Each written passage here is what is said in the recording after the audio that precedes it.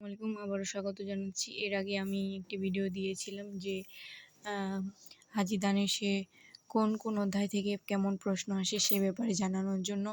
তো আজ আমি সেটা নিয়ে কয়েকটা স্লাইড সাজিয়েছি এবং নিজে অ্যানালাইসিস করেছি। আমি টেলিগ্রামে একটি চ্যানেলে অধ্যায়ভিত্তিক প্রশ্ন পেয়েছিলাম। অধ্যায়ভিত্তিক প্রশ্নগুলো থেকে আমি অ্যানালাইসিস করে এই স্লাইডগুলো সাজিয়েছি। আর এই স্লাইডগুলো পাওয়ার জন্য আমি বিস্তারিত ডেসক্রিপশন বক্সে দিয়ে দিব, তোমরা এই পিডিএফটি পেয়ে যাবে। তো যে আমার কাছে যে প্রশ্ন ব্যাংকটি আছে সেটি ইয়ার ওয়াইজ, আর আমার কাছে চ্যাপ্টার ওয়াইজ প্রশ্ন ব্যাংকের পিডিএফ রয়েছে, আর সেটিও আমি তোমাদের দিয়ে দিব। ডেসক্রিপশন বক্সে সব বিস্তারিত দেওয়া থাকবে। তো এখানে আমি যে স্লাইডগুলো সাজিয়েছি, এখানে পদার্থবিজ্ঞান প্রথম পত্রের দেওয়া আছে ভৌত জগৎ ও পরিমাপ অধ্যায় থেকে। বিগত বছরে একটি প্রশ্ন এসেছিল 18-19 সেশনে, এবং ভেক্টর অধ্যায় থেকে 7টি প্রশ্ন এসেছিল। গতিবিদ্যা থেকে 9টি। গতিবিদ্যা কিন্তু আমাদের এইচএসসি 2024-এর সিলেবাসের অন্তর্ভুক্ত না, কিন্তু এখান থেকে 9টি প্রশ্ন এসেছিল। তার মানে এবারেও এখান থেকে প্রশ্ন আসার সম্ভাবনা আছে। আর আমরা জানি হাজী মোহাম্মদ দানিশ বিজ্ঞান ও প্রযুক্তি বিশ্ববিদ্যালয়ে পূর্ণাঙ্গ সিলেবাসে পরীক্ষা হবে, যেটি তাদের ওয়েবসাইটে উল্লেখ করা রয়েছে। তোমরা যেখানে অ্যাপ্লিকেশনের অপশনে যাবে, অ্যাডমিশন অপশনে গেলে সেখানে দেখতে পাবে যে অ্যাডমিশন সম্পর্কিত সাধারণ জিজ্ঞাসা। সেখানে ক্লিক করলেই তোমরা দেখতে পাবে যে পূর্ণাঙ্গ সিলেবাসেই হাজী দানেশের পরীক্ষা হবে। তো এখানে আমি পূর্ণাঙ্গ সিলেবাস অনুসারেই এখানে অ্যানালাইসিস করে দিয়েছি।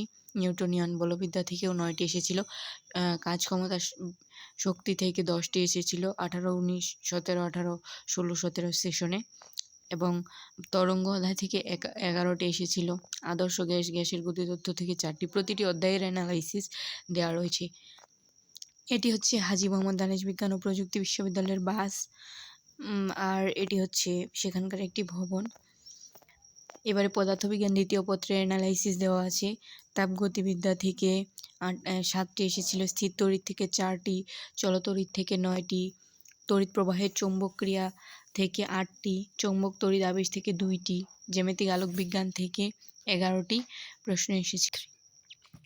এখানে প্রতিটি অধ্যায়ের অ্যানালাইসিস দেওয়া আছে, পাশাপাশি সালগুলো দেওয়া আছে। আমি যখন এটা গুছাচ্ছিলাম, আমি নিজেও পড়াশোনা করছি, তো এটি গুছাতে অনেক সময় লাগছিল, তাই আমি পরবর্তীগুলোতে সালগুলো দেই নাই। কারণ আমরা জানি যে রিসেন্ট ইয়ারগুলোতে জিএসটি অন্তর্ভুক্ত ছিল হাজী দানেশ। এর আগে কয়েকটা বছরে একক ভর্তি পরীক্ষা হয়েছিল, তো যেই প্রশ্নগুলো এসেছিল সেই বছরগুলোরই অন্তর্ভুক্ত ছিল। আর উচ্চতর গণিতে শুধুমাত্র 19-20 সেশনের প্রশ্নের অ্যানালাইসিস দেওয়া রয়েছে, বাকি সালের প্রশ্নের অ্যানালাইসিস দেওয়া নেই। উচ্চতর গণিতের সরল রেখা অধ্যায় থেকে 2টি এসেছিল, সংযুক্ত কোণের ত্রিকোণ। আমি কিন্তু এখানে এ এবং বি ইউনিটের জন্য অ্যানালাইসিস করেছি, আর আমি যেই পিডিএফটা থেকে অ্যানালাইসিস করেছি সেই পিডিএফটাতে শুধুমাত্র উচ্চতর গণিতে 19-20 সেশনের 19-20 সেশনের ছিল, প্রশ্ন ছিল। তো সেখান থেকেই আমি উচ্চতর গণিতের কাঠামো তুলে ধরেছি। সেখানে সরল রেখা এবং অন্তরীকরণ থেকে সবচেয়ে বেশি প্রশ্ন ছিল। সংযুক্ত কোণের ত্রিকোণমিতিক অনুপাত থেকে ছিল, ফাংশন ও ফাংশনের লেখচিত্র থেকে ছিল। সো আমি সেগুলোই দিয়েছি। আর এখানে উচ্চতর গণিত দ্বিতীয় পত্রের ক্ষেত্রে বাস্তব সংখ্যা থেকে এসেছিল 2টি, দ্বিপদী বিস্তৃতি থেকে অনেক বেশি প্রশ্ন এসেছিল, এবং সমতলে বস্তু কণার গতি থেকে 3টি প্রশ্ন এসেছিল। বাকিগুলো এখানে দেওয়া রয়েছে, তোমরা পিডিএফটিতে দেখে নিতে পারবে। আর রসায়ন প্রথম পত্রের ক্ষেত্রে এখানে কিন্তু সব সেশনের মিলিয়ে রসায়ন প্রথম পত্রের ক্ষেত্রে ল্যাবরেটরির নিরাপদ ব্যবহার থেকে 3টি, গুণগত রসায়ন থেকে 19টি প্রশ্ন এসেছিল, মৌলের পর্যাবৃত্ত ধর্ম থেকে 21টি প্রশ্ন এসেছিল, রাসায়নিক পরিবর্তন থেকে 16টি, এবং কর্মমুখী রসায়ন থেকে 7টি প্রশ্ন এসেছিল। রসায়ন দ্বিতীয় পত্রের ক্ষেত্রে পরিবেশ রসায়ন থেকে 6টি প্রশ্ন, জৈব রসায়ন থেকে 23টি প্রশ্ন। এক্ষেত্রে কিন্তু জৈব রসায়ন কোনোভাবেই স্কিপ করা যাবে না। আর পরিমাণগত রসায়ন থেকে 19টি প্রশ্ন, তড়িৎ রসায়ন থেকে 1টি প্রশ্ন, এবং অর্থনৈতিক রসায়ন থেকে 8টি প্রশ্ন এসেছিল। আর এই ইউনিটের ক্ষেত্রে জীববিজ্ঞানের ক্ষেত্রে এসেছিল কোষ ও এর গঠন থেকে 13টি প্রশ্ন, কোষ বিভাজন থেকে 4টি প্রশ্ন, কোষ রসায়ন থেকে 2টি, অণুজীব থেকে 7টি, আর বাকিগুলো এখানে দেওয়া রয়েছে। তোমরা পিডিএফটি দেখলেই বুঝে নিতে পারবে। এরপরে জীববিজ্ঞান দ্বিতীয় পত্র। জীববিজ্ঞান দ্বিতীয় পত্রের ক্ষেত্রে প্রাণীর বিভিন্নতা ও শ্রেণীবিন্যাস থেকে 3টি এসেছিল, প্রাণীর পরিচিতি থেকে 5টি, পরিপাক ও শোষণ থেকে 8টি এসেছিল, রক্ত সঞ্চালন থেকে 6টি, আর বাকিগুলো এখানে দেওয়া রয়েছে যতগুলো এসেছিল।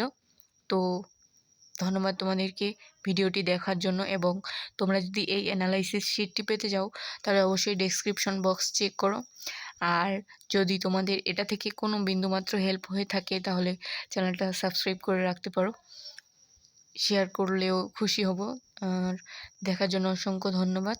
আমি আসলে কোনো টিউটর বা প্রফেশনাল ইউটিউবার না, আমি নিজে পড়াশোনা করছি, পাশাপাশি তোমাদের সাথেও শেয়ার করছি যেন তোমাদের একটু উপকার হয়।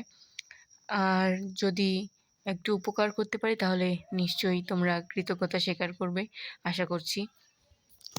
আর সবার স্বপ্ন পূরণ হোক, এটাই আমি চাই।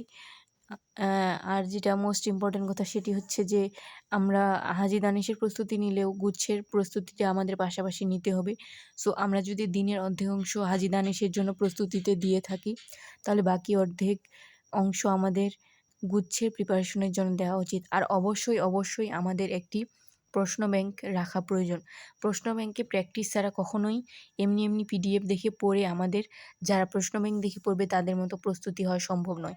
আর যাদের জিপিএ কম আছে তারা কখনোই তোমরা বেশি দুশ্চিন্তাগ্রস্ত হবে না, কারণ জিপিএ কম অনেকেরই আছে, অনেকেই আবেদন করেছে জিপিএ কম নিয়ে। এখন নিজের প্রচেষ্টাটাই হচ্ছে সবচেয়ে বেশি গুরুত্বপূর্ণ। নিজের উপর ভরসা রাখো, আত্মবিশ্বাস অর্জন করো, ইনশাল্লাহ তোমরা সফল হবে। ধন্যবাদ।